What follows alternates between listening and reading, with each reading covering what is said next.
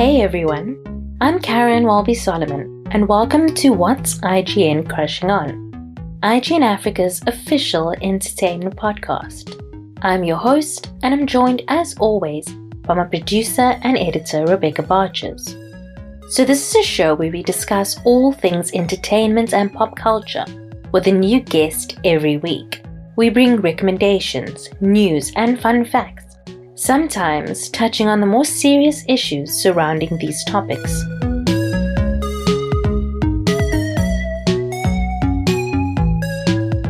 This week's guest is Howard James Fyvie. He's a filmmaker and the creator of Cartoon Network Africa's new original production, Cartoon Network to the Rescue. It's a live-action sitcom that features Tapiwe Lemba, played by comedian Andre Lemba, who is Cartoon Network's greatest fan. And with the help of his cartoon friends and visits to his imagination room, filled with archives of his favorite Cartoon Network episodes, he solves daily household problems in surprising and imaginative ways. So we chatted about what inspires him, being a creative, and what series he thinks everyone should watch. And also stay tuned till the end of the episode when Rebecca and I play a Cartoon Network themed game, and you can let us know how you do if you had to play it. So here's our interview with Howard. So hi, thank you so much for joining us. How are you today? Caryn. I'm good. Is it Caryn? Yes, it's Caryn. Perfect. You're like the first person who's gotten my name right the first time. Well, I'm good at that. I'm good at least one thing. Getting your name right. So how have you been? Like, how's 2020 been for you? 2020 has been probably one of the years I've worked the hardest. It's been like a very hard working, I basically need a holiday in a nutshell. Yeah, no, 2020 has been very busy. A lot of people in 2020, their jobs either like completely stopped or their jobs completely went into like steroids. And filmmaking is one of those things that suddenly people valued video content. They were like, wow, we can't meet face to face. We have to find another way. So I got really busy and just had to kind of hustle to keep things going.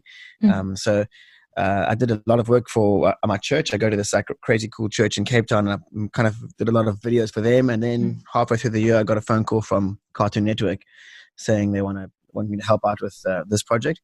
And then it's just been a manic year. But my wife is pregnant this year, so she fell pregnant. Congratulations! In lockdown, so that's pretty cool. Yeah, but besides that, like I'm still alive. How's it been for you? Has it been a good year? It's been a tough year. It's been an interesting year, but I mean, the listeners know I lost my job, and then I started this up, and it's been very interesting and very fun, and it's been an experience. It's the best I can explain it.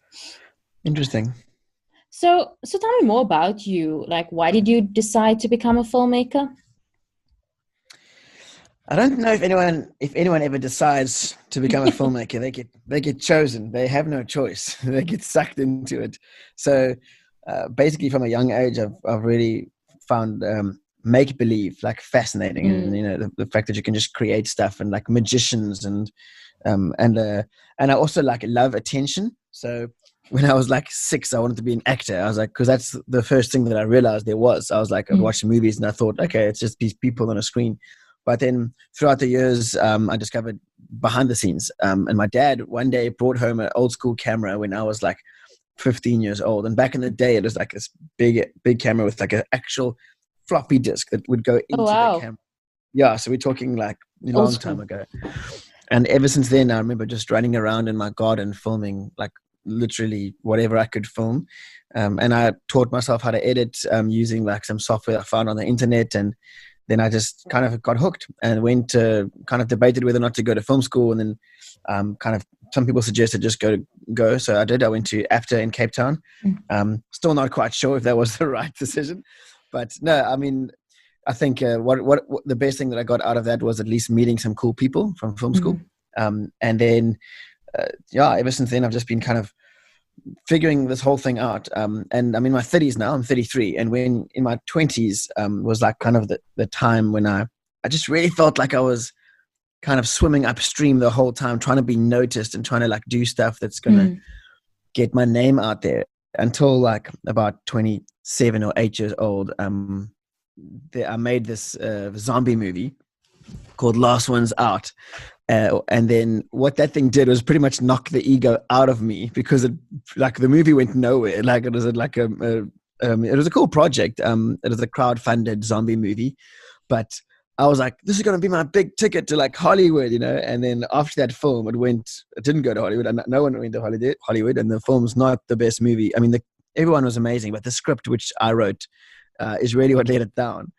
But what was cool was that after that film, I started to appreciate filmmaking not as like what I can be recognized for, and not kind of like my identity, but more just about a beautiful expression of life and storytelling, but not linked to whether, even if it sucks, it shouldn't like kind of crush who you are. You know what I mean? Yeah. So that was a bit of a transition moment for me, and then since then I've been working in a lot of different kinds of content, actually. So kids content and animation, and that opened up after like I had this epiphany of like, wow, I can just basically I don't need to be taken so seriously with filmmaking. I can do other fun stuff. And then I was like, well, let me just get involved in, you know, like kid stuff. And then that was actually how I got linked into, I suppose, comedy and Cartoon Network stuff. I know you didn't ask that for the whole journey of how I got here, but I just thought I'd answer it anyway. I preempted your question. So what filmmakers are you inspired by? The filmmakers I'm inspired by are very different to the content that I have and do work on.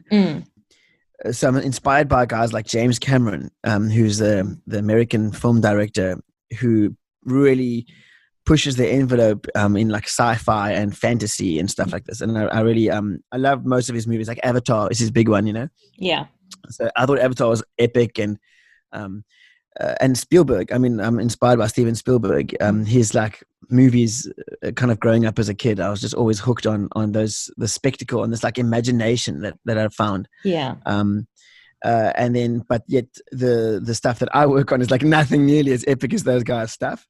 But what is interesting about Spielberg and James Cameron is that a lot of their content, they always keep in mind children when they're making it. They say like, if kids love it, then adults will love it as well.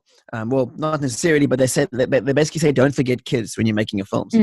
And so that's kind of interesting that I kind of tended to move towards that imagination stuff. And then I've got lots of different filmmakers and people that I love. Like probably a lot of them are like the stereotypical ones, like guys like Christopher Nolan, who did like Inception, and we won't speak about Tenet. So do you not enjoy Tenet?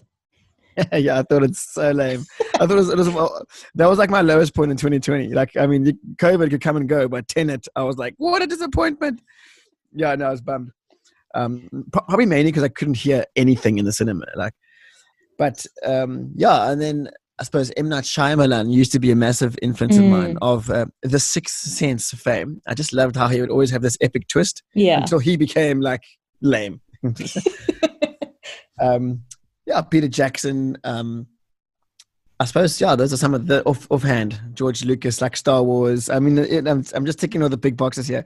I'm definitely not like this kind of super arty guy. I'm not going to give you answers like French new wave directors. I don't even know their names. I can't even give you an example.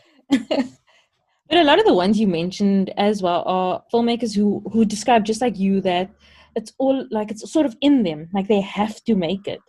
Like they're most comfortable when they're in front of a camera. Definitely. Another inspiration is Jordan Peele. You know Key and Peele, the comedy duo. So Jordan Peele's film Get Out, I thought it was brilliant. I hated his next movie, Us. But what I really love about Jordan Peele stuff is the comedy Key and Peele. I don't know if you've seen those. Like, yeah, brilliant. But yes, that's like yes. So of late, those are my new heroes. Those two guys.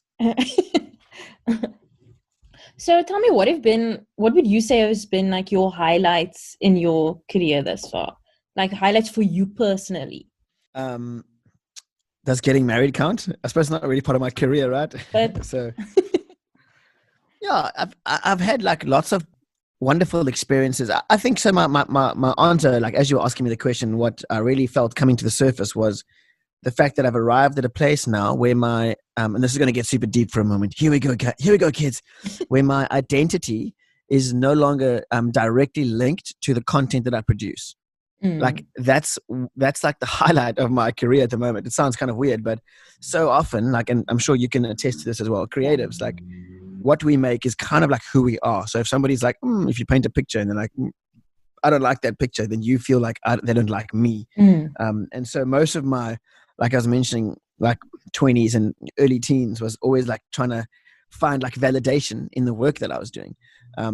Until I think in one sense, like God kind of like led me out of that and showed me the short-sightedness of that. And I found like freedom. And now I'm like, wow, rad. Like, so that's been one of the highlights on a kind of a metaphysical level. But then practical stuff, like actual achievements. I'm always entering competitions, by the way. Competitions are great. So if anyone's listening and they're like, how do I get into stuff?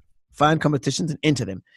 We entered the Triggerfish Disney competition that happened in 2015. And out of like 1,700 people across the continent of Africa, they chose 30 young scriptwriters or emerging scriptwriters or whatever.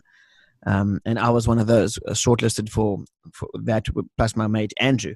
And that was a 1 week of kind of like intensive, just like exposure to script writing. And they brought down some American scriptwriter lady who was amazing. And we just sat at the Triggerfish Animation Ranch down the road here in Cape Town and got to like watch movies and get taught on script writing and brainstorm stuff very quickly and come up with concepts and ideas. And I met like 30 other young filmmakers. And that was such a peaceful and fulfilling experience, And then from there we went on to make animation, and that's actually how I got into this whole like children's thing. Literally through entering that one competition. And the only reason I entered that competition was because I no longer I thought like, because like my work wasn't like kind of had to be so serious, I opened my options up to like other kinds of work. I was like, yeah, I could do like funny stuff, and that's when I entered the animation. Had I not gone through that process, I would have like always thought like, no, I've got to take myself more seriously and make like serious arty films or whatever. So do you think that, as you said, like being a creative, we always like connect our self-worth to our work. And do you think that like, breaking that kind of made you more creative? Like you could 100%. Engage with your creativity better. So as a creative, definitely important for people to kind of like make that separation. I mean, I think it's the fundamental thing in creativity, because not only like are you going to make better work, but you're going to probably like be more sane. It's a very difficult thing though. So I mean, and I'm like, wow. Although I do feel like I've definitely come like leaps and bounds ahead. Like I think it's something you've always got to go back to, because if you want your like validation to come from something that you make, it's very shallow, it's very fragile. That thing can just get smashed like in a moment. And so, to creatives out there, you definitely need to find something much more secure and kind of eternal to hang your identity on. I always use the picture of a coat hanger. I'm like, what are you going to hang your identity on? Like, is it the work you do? Because that's going to, let you down. Is it like a relationship? It's probably also going to let you down. So like for me, it is hanging it on like God but I had to kind of get there by like failing a lot. Like, so I failed like so many times, like 10 years of like lame stuff, until like, I think I kind of understood the picture. But and the other important thing for creative people is kind of being free to experiment enough to find your own voice. And that's one of the things that everyone always talks about, like find your voice. And I thought I found that. I was like, I found my voice. Woohoo. Like, in my 20s. And I still don't really know what my voice is, but all I will say is that by trying lots of different things, by that I mean I've made like 30 or 40 short films on YouTube and on Vimeo and like all around, like multiple short films, made a feature film, like a live action feature. I've made like multiple little animations for Cartoon Network and other companies, and 100 corporate videos and thousands of wedding videos and all kinds of things. But like the more of those things that you do, you start to discover like what your voice sounds like. And then your friends will tell you. So with this most recent project, my one mate came up to me and he said, Brew, this project really feels like it's kind of got like a Howard Fyvie feel to it, a flavor. And that was great for me. I was like, yeah, I agree. I also feel like it's closer to what, if you had to prick me, my blood would flow out. What would that blood look like kind of creatively? And I think I'm finding it a bit closer. So tell me about Cartoon Network to the Rescue. Like, what is it about? Or let the listeners know. Dear listeners, Cartoon Network to the rescue. Promo plug about to start. Cartoon Network, it's a zany, funny, little crazy kind of live action Cartoon Network TV show. And there's 7 episodes. They're about 10 minutes long each. Sometimes a little bit shorter. And it's this kind of Eddie Murphy infused like sitcom mixed with like a bit of African culture. And a bit of slap chic. I like to call it slap chic. It's kind of like not quite slapstick, but it's like it's like one level up. Where it's African slap chic, and it's one actor is playing all the characters, which gets really fun. And he's an incredibly talented young actor named Andre Lembo, and it's every episode basically is where the main character, who's this like Dennis the Menace-esque guy, gets himself into a lot of trouble, drags his nerdy, reluctant brother into the trouble with him. And then the mom's like, if you don't fix this trouble by the time I get home from work, like, you're dead. And then that's how every episode pretty much starts. And by the time she gets home from work, they've either fixed the problem or they haven't. And then consequences like roll out after that. And there's also this like all-seeing granny character named Gogo, who just like sits there the whole time like and chuckles to herself whenever the boys kind of get into trouble. So it's pretty rad. And it's like a fun adventure. They go into every time there's this problem, they go into his imagination world where he finds an answer from Cartoon Network, hence the title. So he's like, it's kind of almost like an encyclopedia where all he knows is Cartoon Network stuff because he's the biggest fan ever. So it's like, imagine like if suddenly your Wi-Fi breaks and you're like, how do I fix this? And he'll go into Cartoon Network, go through all the episodes that have ever existed mentioning Wi-Fi, and he'll find one that can solve his problem. But because he's kind of often like impatient and zany and he doesn't really read the picture properly, so he'll be like, oh, okay, we can fix the Wi-Fi by like, I don't know, milking a cow. I got it. But it actually wasn't milking a cow. It's supposed to be like, like, I don't know, buying a glass of milk or something. Just a random example. Hey, maybe I could put this down for season 2. And then his brother or the granny will come and like give him the real answer. And they'll be like, didn't you mean this? And then he's like, oh, quickly. And he's got to quickly solve it before his mom comes back. So how did you come up with the ideas for the episodes?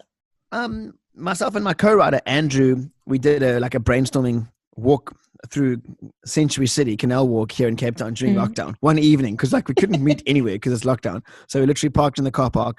And we went like walking around like 5 times. We walked on the roof of the mall. And what we did was we asked ourselves, like, what are some fundamental problems that kids get stuck in? And so we thought like you can get bored all day. Like that's one example. Or like load shedding. That's another example. Or like when your mom buys something very expensive, but then you break it. So that's another example. So that was the TV. The mom buys this fancy TV. Or if your mom orders you to make dinner and like you don't know how to make dinner and you hate that. Or your mom tells you to clean up the house and it's like really a big mess. So we just use things that we would relate to, but we're 2 white dudes. So I roped in Andre, who's like a Angolan-born Congolese ethnic, now South African black dude. And I was like, hey, Andre, I've got like these kind of raw materials for episodes, but how do I make them like live in your experience as well? So then he took them and we kind of actually had a chat just at my house here and I read him through my ideas that me and Andrew spoke through. And then he would be like, nah. My mom would never say that. Make it more like this. And so each episode kind of went through Andre's filter of like making it more relevant to like an African audience. Because we really wanted like some little African kid sitting in Cameroon watching this thing. And as they see it on screen, they're like, yes, that's exactly what my mother would say. We want that kind of response. But yet, I don't want it to be so like alienating to other parts of the continent or the world. So we had to have that like those universal issues, like, you break something very expensive, but then with an African filter. So that's kind of how we came up with those. Wow. So how difficult was it to film? Like number one is lockdown and number 2 was like, aren't you playing all the different characters? Yeah, it was a mission. Yeah, it was a mission, eh? I mean, I think the main reason why it was a mission was this whole thing started as a very short piece of content. My original pitch was actually only going to be 2 minutes long, like each episode. But after the script writing process, I kind of like enlarged it to 8 minutes long. And so basically we had to pack 4 times the amount of content into the same budget and the same schedule. And so like Sure. we had one day to shoot each episode. And so, Cartoon Network was amazing. They were like, yeah, cool. Like go for it. Like you can make them longer. Like not a problem at all. And I really wanted the content to be a bit longer. So basically it came down to speed, like really rushing through stuff. So there's a lot of stuff that we just didn't get perfect, but we got it close enough. And so that was tricky. And then trying to figure out how to shoot multiple actors. I've done that with myself. Like I also sometimes act around and I've filmed myself playing multiple characters before. So I've got a bit of background in that. But it's always tricky, like no matter what. Lockdown, we ended up having to shoot at my house. So we shot right here, converted my like house into this kind of like African aesthetic. And then we had a super tight little tiny crew, kind of my style, like how I like to work. And this is one of the things I've like graduated into understanding and like I've accepted it. Like I was saying, like I now found my voice. So I plan 50% and then I improvise 50%. Okay. Like that's usually when I'm at my sweet spot. And maybe there's other creators listening and they're like, yeah, cool, I want to do that as well. Like find the process that will get the best results for you. So what that means is I've got a script and like we've written the script and we've got like a call sheet and a schedule and I've got a rough idea. But on the day, I'm expecting 50% of other awesome things to happen as we're shooting. So we'd be shooting and then like, for instance, there's one sequence when the mom slams the door and on the back of the door there's a little photograph of Cyril Ramaphosa and then it falls to the ground and smashes. So that was just improvised on the day. As she slammed the door, I saw the painting. I was like, imagine if the photograph falls to the ground and smashes. So then we made it fall to the ground and smash. And then I was like, wait, imagine if it falls to the ground and smashes, but then Cyril Ramaphosa speaks like through the photograph. So like that's what we did, and like that happened a lot. So in that sequence, the mom's shouting at Tups and saying like, you better make us dinner by 5 p.m. She slams the door, the painting falls, and then Cyril's mouth goes, and don't forget to wash the dishes, and like that kind of stuff is often one of the joys of like being able to improvise a little bit. So I like to keep things loose, but you got to know where you're going. So that happened throughout the shooting process. And with our small crew, it's easy to improvise because you can just change direction easily. The bigger the crew, the more tricky it is to change direction. So yeah, all in all, it was a difficult shoot, but like a joyful one. I mean, anything worth doing is going to probably be a little bit difficult. So how much research did you have to do to know which Cartoon Network episodes and like what shows to use? Yeah, a fair amount. Eh? We YouTube became a close friend. So what we would do is for each episode, we would just YouTube like that theme. So for instance, there's one called Training Day where he gets trained up to be the best table tennis player of all time or in all of Africa. And then we just like YouTubed Cartoon Network training episodes, Cartoon Network table tennis episodes, and went through stacks of those and try to find some that could work for our sequence. That was also difficult. Like, and then once we found them, we would mold the script a little bit around those. So next time, if there's a season 2 of this or whatever, I need to get a whole like research department to go and really find those episodes because there's a lot you could do with it. And so what is it like working with your crew and I was going to say cast, but you only had Andre. But I mean, like, what is the experience like? I've got a kind of tight bunch of people that I've worked with regularly before in Cape Town throughout the many years. So I roped in a few of those guys and then also a few new faces. And, it was my first time working with Andre and he was phenomenal. But what was funny was that, so I also go to the same church as Andre and like I'm kind of super chilled and like cracking jokes and stuff at church. But then you saw me on film set and I was totally in business mode. I was like very strict and like very decisive because we had to be with with a tight schedule. So the first few days, everybody was like, yo, who's this Howard? He's like a different person. So they were like all scared of me. But then like halfway through, once I knew we were making our days and our footage was looking good, I started to relax it a little bit more and crack more jokes. And then they were all like, okay, like it's back to normal. But everyone else was cracking jokes all the time and like working very hard, like exceptionally hard. Like for instance, getting to set or to my house at like 6:45 every day, and then we shoot until 7 p.m. wrap, maybe, and we had dinner in the evenings together. So we'd all eat together, like 8 of us, and the tables were outside because there was no space in the house. So we all sit outside and eat dinner, and then people would have to drive home, some as far as Stellenbosch. So they'd drive all the way home, get home at like 9, and then repeat. And that lady who was living in Stellenbosch was also our caterer, so she would have to go and then make food as well for the next morning. So it was nuts. So like, yeah, the guys worked really hard, which is awesome. And I think the show looks good in the end. So how important do you think it is that, that we have such a variety of local content being made on these channels that we all grown up and loved so much? Yeah, I think it's probably as important as we want to like see the world change. It's like, it's lame. I mean, it's so weird. Like we're so used to hearing American accents, and there's nothing wrong with American accents. Those are great. But when like, yeah, it's like a default. It's even a default for me. Like I try to like, if I'm doing any impersonations, I always have this American accent coming into my head because I only ever heard American accents associated with high production value as a kid. I heard other accents, but often it didn't have that same production value. So when we introduce more local content at a high level of production, because there is a lot of local content out there, but as you say, it's not on the recognizable channels. It's more like sometimes on like a lower production value. Then in your mind, you kind of associate local with like low value. But to see something endorsed by a big channel that's hyper local, as they call it, like I think it's great. Like it's gonna, I'd love for guys to not have to try and impersonate United States all the time. We can impersonate ourselves, and we can figure out our own voices. But it's difficult to get that right, though.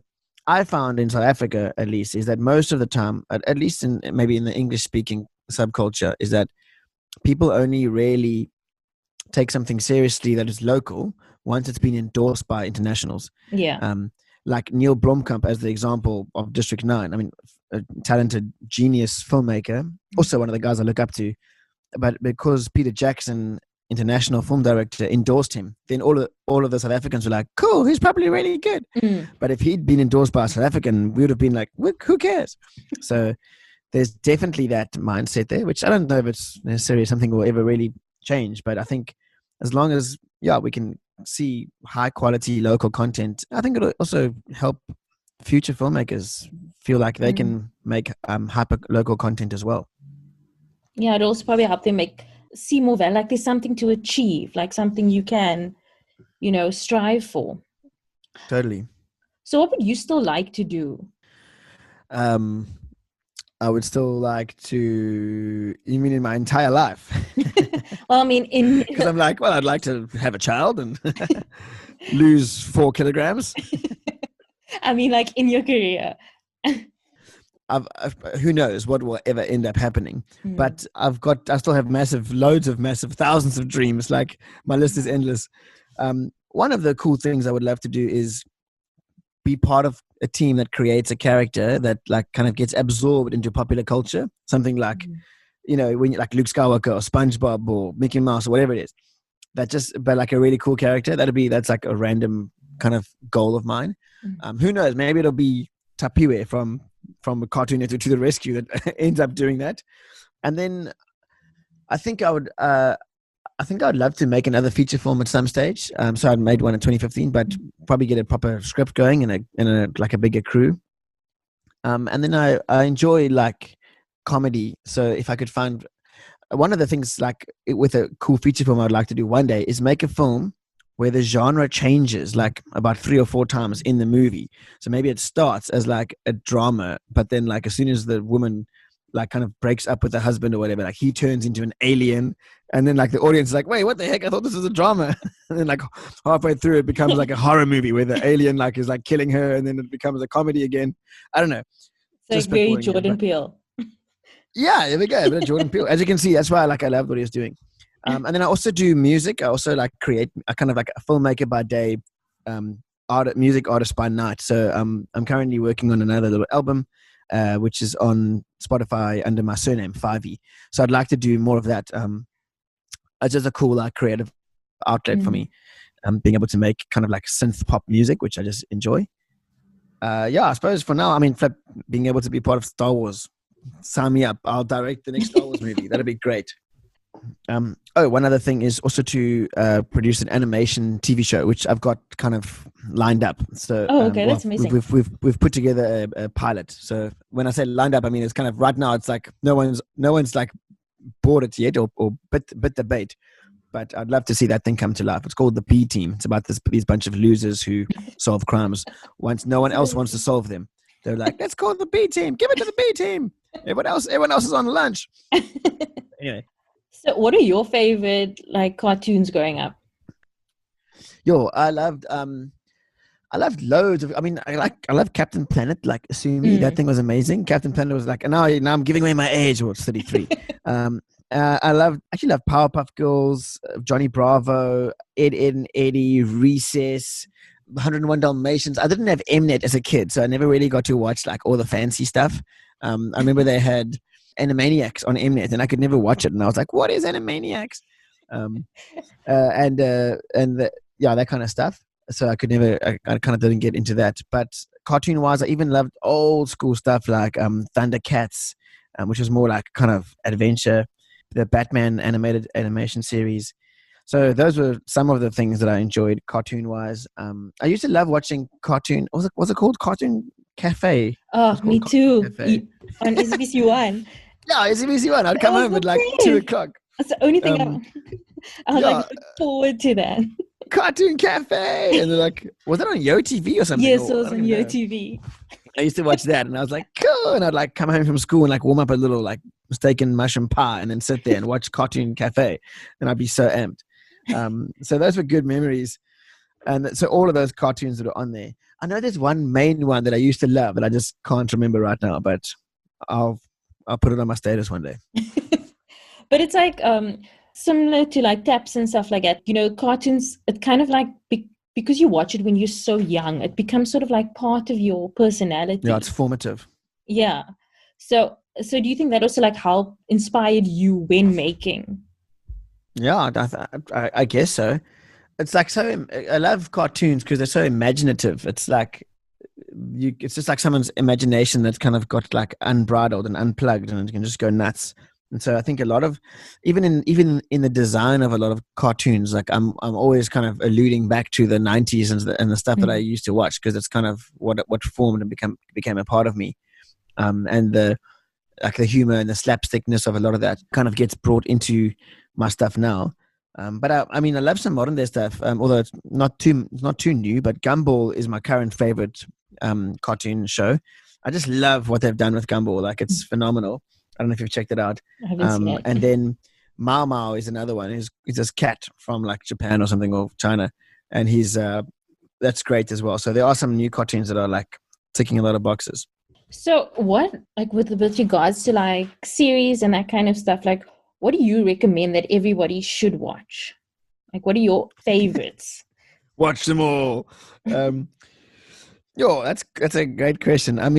It's funny. Here's a weird thing about me is that I love kind of goofing around and making light-hearted content for work. But then what I like watching is the opposite. So I like watching more heavy and drama, thriller stuff. So which is just strange, but that's just how it is. That's why I was saying I don't mind. I enjoyed watching Jordan Peterson's Get Out. Not Jordan Peterson, Jordan Peele. Get Out. It's quite heavy, this horror movie. So my series that I have enjoyed lately are way more kind of heavy. An amazing one is The Crown on Netflix. If you haven't seen The Crown, you have to watch it. It's just the best. That's probably my top. That was probably my top show. I didn't love season 3 as much, but season 1 and 2, I was yo. Then my most favorite standalone series ever, kind of limited series with only 5 episodes, happened to be Chernobyl, set in the Russian town that exploded with that nuclear power plant. I was like sitting on the edge of my seat the whole time. I was like, what is this? So check out Chernobyl. And then, I mean, what else have I been watching?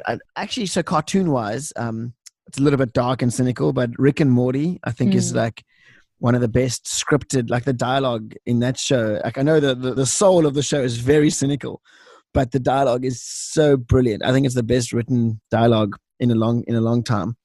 And then what else is on there that I've been watching lately? I suppose that's a good place to start. And movies, what are your like ultimate favorites? My favorite would be probably The Truman Show. As an old school like throwback movie. I just love the originality of that. Then my favorite epic would be Braveheart. I loved just this passion that the main character has inside of him. My literal favorite film that's on cinema right now, like if you had to ask me what have I watched lately, was a movie called Greenland with Gerard Butler, about like this meteorite that hits Earth and then they all die. Basically, it's a disaster movie. Very cool though. I was like expecting like a lame B movie, and I got like a cool cinematic experience. So that's like literally I watched it last week. I enjoy, like I said, sci-fi stuff. So the movie Arrival, I found like brilliant, beautiful. That sci-fi film. I was like, this is proper. So that's kind of the movies that I like. I'm taken by. Like Arrival was amazing, and a lot of kind of, I wouldn't say smart sci-fi because I'm not really that smart, but I would say like cinematically emotive sci-fi. So Blade Runner for me was the new one, was amazing as well. I really enjoyed that. And then give me a seckie. I loved A Quiet Place by John Krasinski of The Office fame. So if you haven't seen A Quiet Place, that's like my favorite thriller horror at the moment, where no one's allowed to speak, and if you speak, you get eaten by the monster. Kind of like detention at high school. It's like the same thing. So I love that. And then I love stuff like, I love the movie Inside Out by Pixar. Yes. I was like, what a brilliant movie. I was like crying. I was like, it was amazing. And Toy Story, my other all-time favorite would be Toy Story 1. That movie like changed my childhood. I went to go watch that on the big screen with my dad. And afterwards, I just was like, I am Woody. I am Buzz. To infinity. I just like, for the rest of my life, walked around like being a toy. So yeah, Toy Story was epic. Finding Nemo is also one of my top films. Like I just love the score, and in that movie, like the music is just breathtaking. And all I do when I'm editing and writing scripts on my computer is I stream the music from Finding Nemo. I play it in the background the whole time. Like, wow, this is amazing. Thomas Newman. I just like listen to it all day long. So yeah, those are like kind of a little one or two of the films. I think that it's kind of a cool question. It's almost like, what are the films that have made you? Star Wars would be in there as well, obviously. And my latest greatest series, I knew there was one I was forgetting, is The Mandalorian. It's the Star Wars series. Oh, I haven't seen that yet, but I've heard like such great things.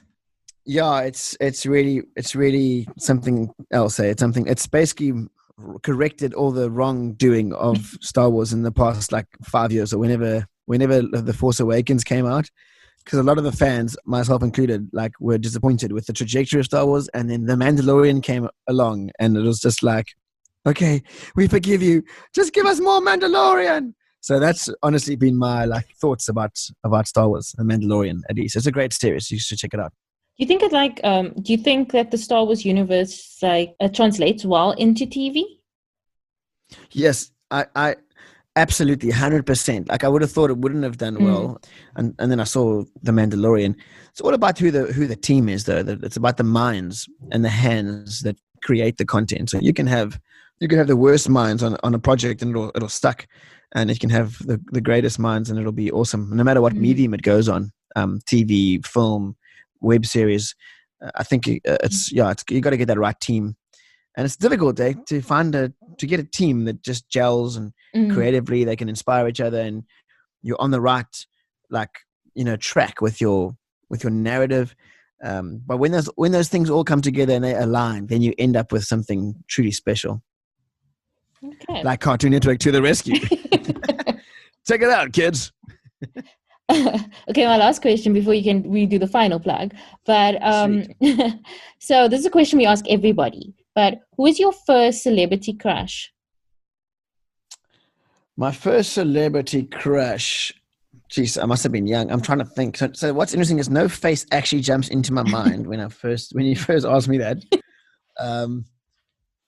It would probably have been, and I don't know if this is really a celebrity, but it would have been Jasmine from the movie Aladdin, the animated Aladdin.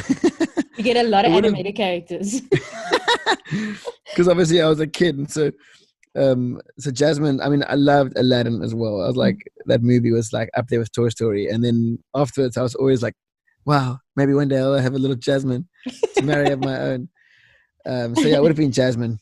And in the end, I didn't end up marrying an Arabian wife. I married a wife from Port Elizabeth, but hey, she's just as good, probably even better.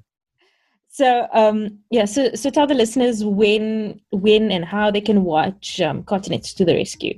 Yeah, guys, you can check out Cartoon Network starting this Saturday on YouTube. So check out cartoonnetworkafrica.com and make sure you bring your popcorn, turn up your volume, and enjoy. Thank you so much for joining us. This was really great. Yeah, I enjoyed it, hey, and pleasure. Oh, and guys can hear my I'm about to carry on writing my next song, so they can hear the album as well if they're up for it. Okay. Ciao, ciao. That was our interview with Howard James Fyvie. You can find him at Fives Alive on Instagram. You can find his music on Spotify at Fyvie. And you can watch Cartoon Network to the Rescue on Cartoon Network Africa's YouTube channel right now. We'll provide the links to everything discussed in the show notes and on the website. So, Rebecca.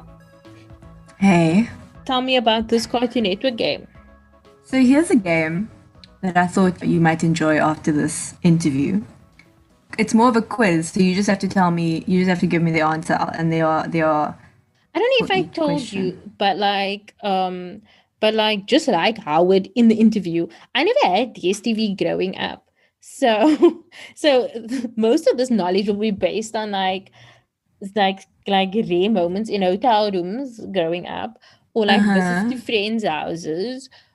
Because I only got DSTV when I was like grade 9. So when I was what I watched since the age of 15, what I've watched with babysitting, and pop culture. So let's just see how well I do. But I mean, okay. No, I think you'll do well. I mean, I would still consider that a good number of years.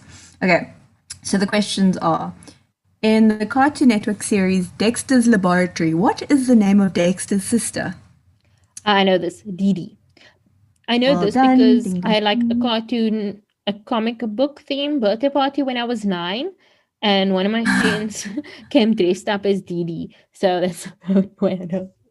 Was she blonde and lanky and a little silly? I don't know about lanky, but she was blonde and she was a little silly.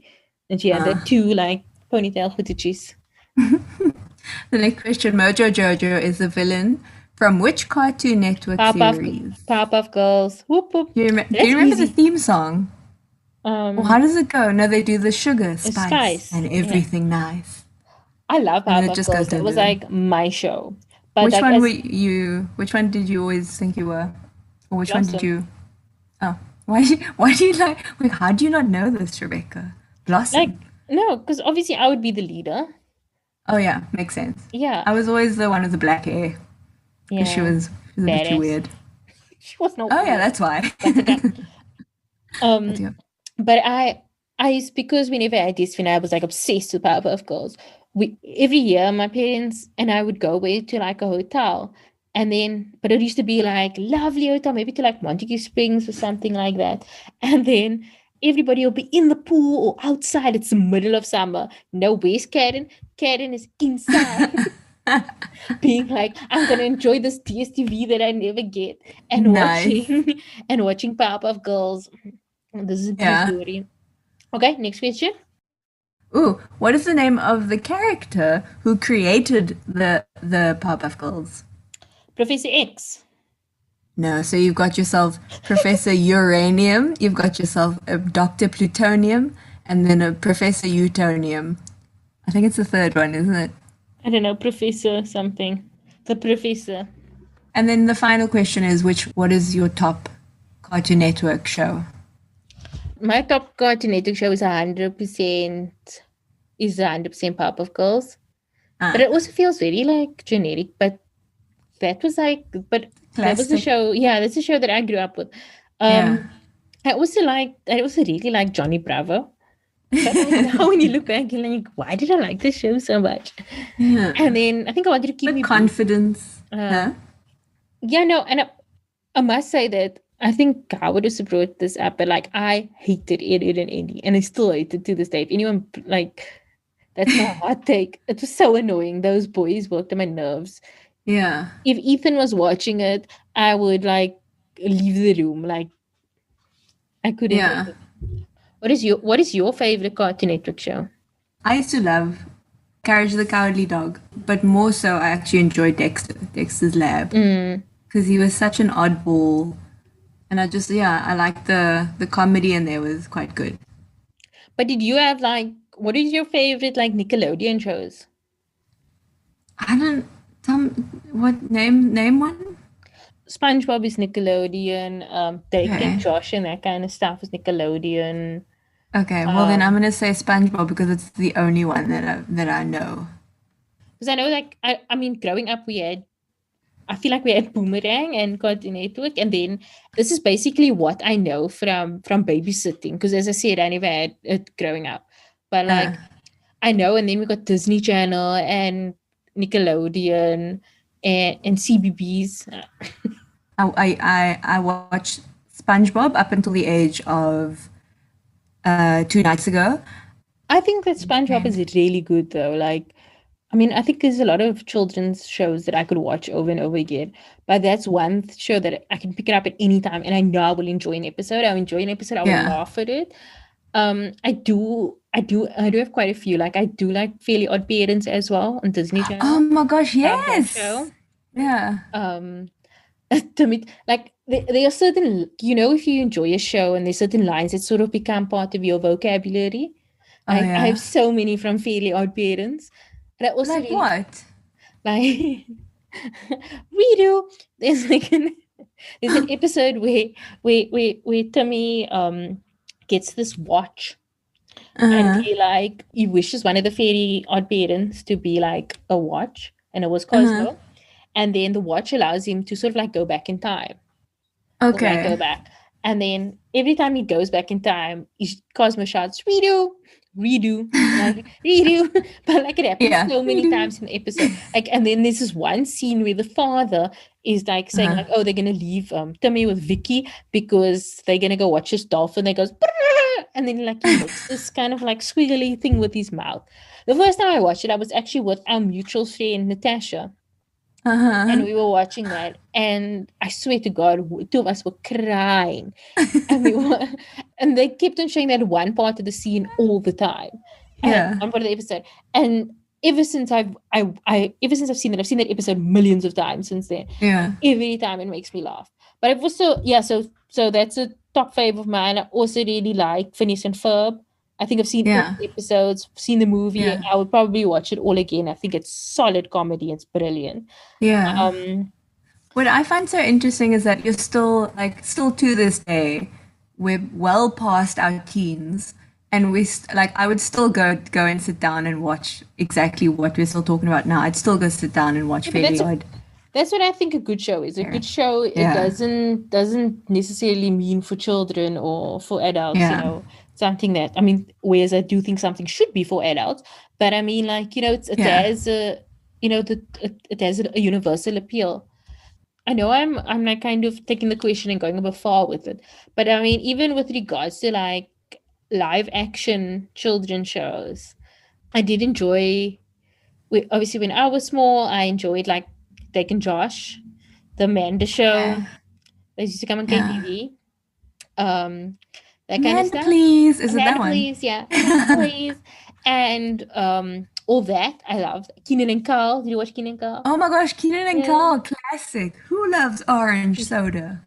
Right? It's that one, right? Yes, that one. Okay. And then even as I grew up, like I enjoyed Anna Montana, was a Waverly Place, Sunny with a Chance.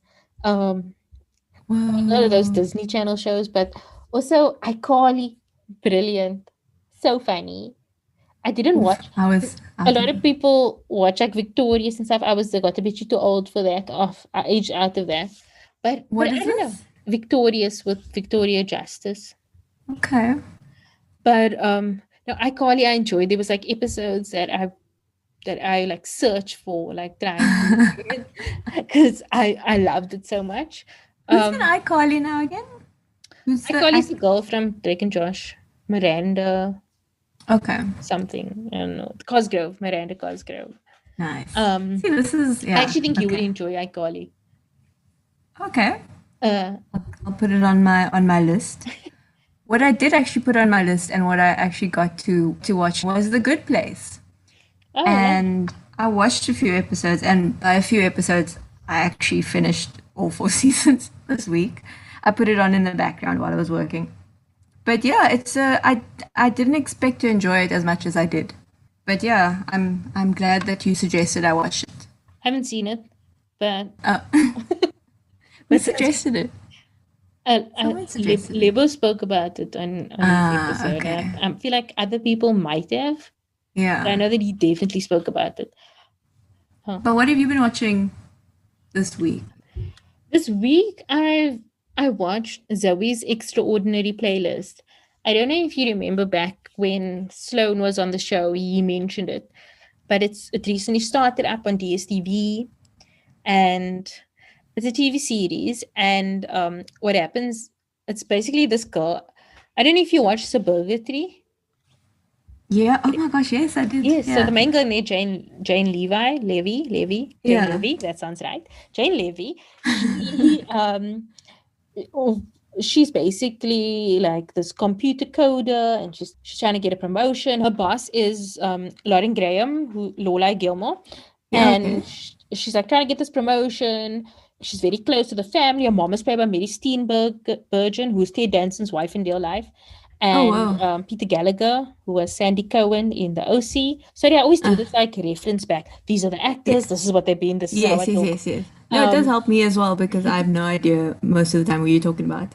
So she close to parents, and her father has this like disorder type thing. He's ill, and what happens is she goes for MRI, and there's an earthquake while she's doing an MRI, and when she comes back out, all of a sudden, people are singing, but like they are breaking out into song. Oh my gosh! But it's not real. It's just like sort of in her head, and in her mind, yeah. Yeah, but it's also like she can read their thoughts type thing. But it's not like What Women Want, where she's like, whether she's hearing like, oh my gosh, I feel like a hamburger. She's hearing like a full song about hamburgers. Like, but it's like it's not like new songs. So it's a like Glee, and that there's people breaking out into song all the time. It has a very like. It's quite heartwarming as well because her father has this illness, he can't really speak. So the way that he can sort of demonstrate what he's thinking to her is through these songs in her head that she's now. Oh, that's sweet. And the songs in her head sort of like lets her know how the people around her is feeling, so it allows her to become more empathetic to their emotions and to reach out more. Wow. And it's lovely. Like it's like such, and I know it might not be for everybody. Awesome. I love musicals. Give me a musical any time of the day. I love it. Also, love Jane Levy. I love that entire cast. And it's just the songs are liquor. It's like popular songs. It's the choreography won an Emmy. The guy from Pitch Perfect, Skylar Aston, the main guy from Pitch Perfect. Okie dokes. In Anna Kendrick's boyfriend in there. Do you remember? Anyway, he plays he's like her best friend in there, and he's like a really good performer. He's like pure Broadway, you can see, and it's just so well done, and I enjoy it. And it was such a lovely show. So for anybody who wants to watch, it is currently available on DSTV now. First 2 episodes, by the time this comes out, first 2 episodes. So it's really worth checking out. Like I would. And I'm so glad I did. I miss it though. Like I really want to watch it again. Like, I love it. Anyway, yeah. I do have a review coming out soon on Channel 24 for anyone who wants to know more. But yeah, that's all from us. Me, you can find at Caryn Welby on Instagram.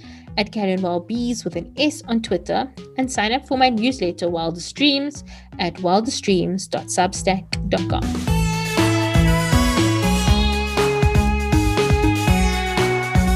The podcast can be found at @CrushingOnPod on Twitter, Instagram, and Facebook. You can find more information about this and all our other episodes at our website, crushingonpodcast.com, and send any feedback to crushingonpod@gmail.com. Join our Facebook group, Crushing On Club, where we chat about the show, celebrity news, recommendations, the whole shebang. Let us know what you think about what was discussed in this week's episode by sending us a voice note or email to crushingonpod@gmail.com. The show is produced by me, Caryn, and Rebecca Barches. The show is edited and engineered by Rebecca Barches. Our logo was designed by Latifa Maroof. And the show was created in partnership with IGN Africa.